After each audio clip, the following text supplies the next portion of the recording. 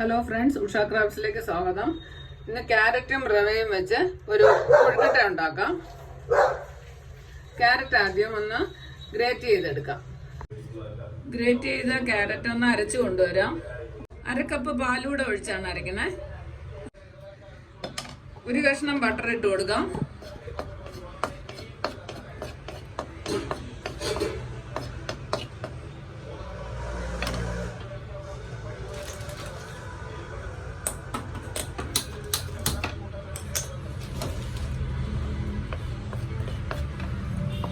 അരച്ചു വെച്ച് ക്യാരറ്റ് ഒഴിച്ചു കൊടുക്കാം.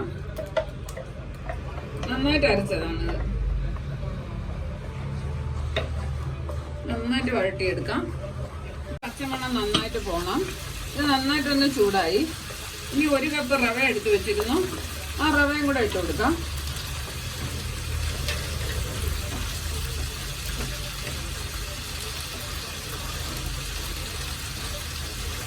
സൂചി ഗോതമ്പിന്റെ റവയാണ്. ഇത് നന്നായിട്ടൊന്ന് വെന്ത് കിട്ടണം. ഇതിന്റെ ഈർപ്പം കൊണ്ട് തന്നെ നന്നായിട്ട് വന്ന് ഫോൾഡായി വരും.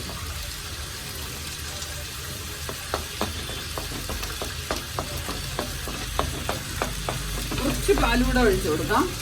ഒന്ന് റവ വേവാൻ വേണ്ടിയുള്ള പാലൊഴിച്ചു കൊടുക്കാം. എന്നിട്ട് നന്നായിട്ട് കൊഴുക്കട്ടയ്ക്ക് ഉരുട്ടാൻ പറ്റുന്ന വിധത്തിന് കട്ടിയാക്കി എടുക്കണം.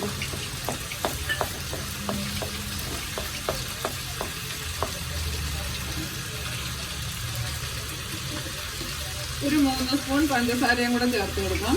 ഇതിലൊരു മധുരം കിട്ടാൻ വേണ്ടി.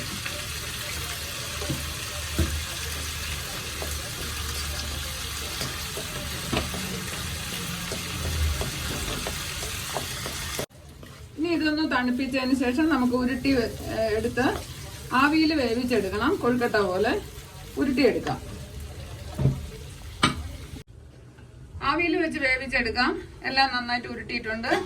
ആവിയിൽ ഒരു 10 മിനിറ്റ് വേവിച്ചെടുക്കാം. ഒരു പാത്രത്തില് പാൽ തിളയ്ക്കാൻ വെച്ചിട്ടുണ്ട്. ആവിയിൽ വെച്ച് വേവിച്ചതിന് ശേഷം നമുക്കിത് ചെയ്യാം. നന്നായിട്ട് വെന്തിട്ടുണ്ട്.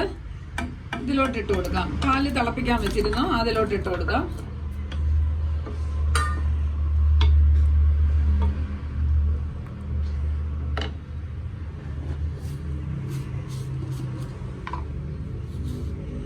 ഒരു 3 സ്പൂൺ പഞ്ചസാരയും കൂടെ ചേർത്ത് കൊടുക്കാം. ഇനി കണ്ടൻസ് മിൽക്ക് ഒഴിക്കണം.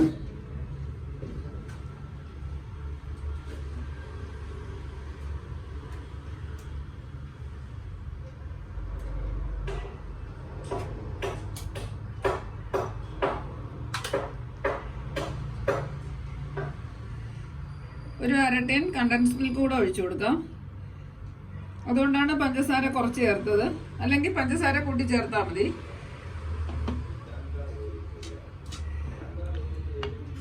നല്ലൊരു സ്വീറ്റാണ് ഇത്. കൊഴുക്കട്ടയെ പോലെ കഴിക്കുകയും ചെയ്യാം. നല്ലൊരു ഡെസേർട്ട് പോലത്തെ ഒരു കാര്യമാണിത്.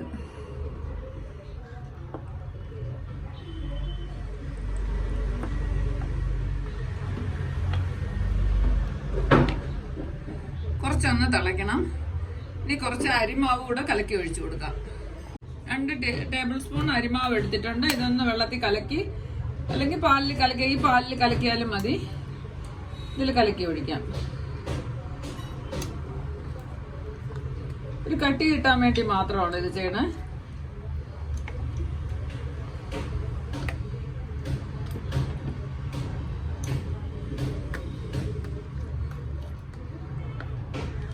ഒഴിച്ചു കൊടുക്കാം.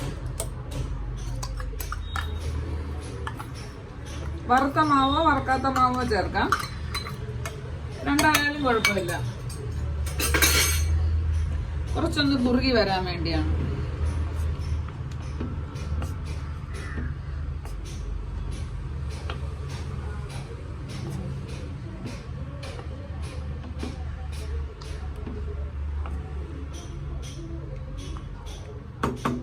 ഒന്ന് തിളക്കട്ടെ.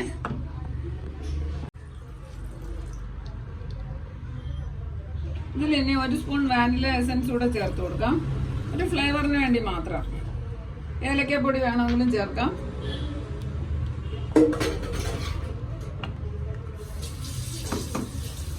റെഡിയായി. വിളമ്പുന്ന പാത്രത്തിലോട്ട് മാറ്റി വെച്ചു.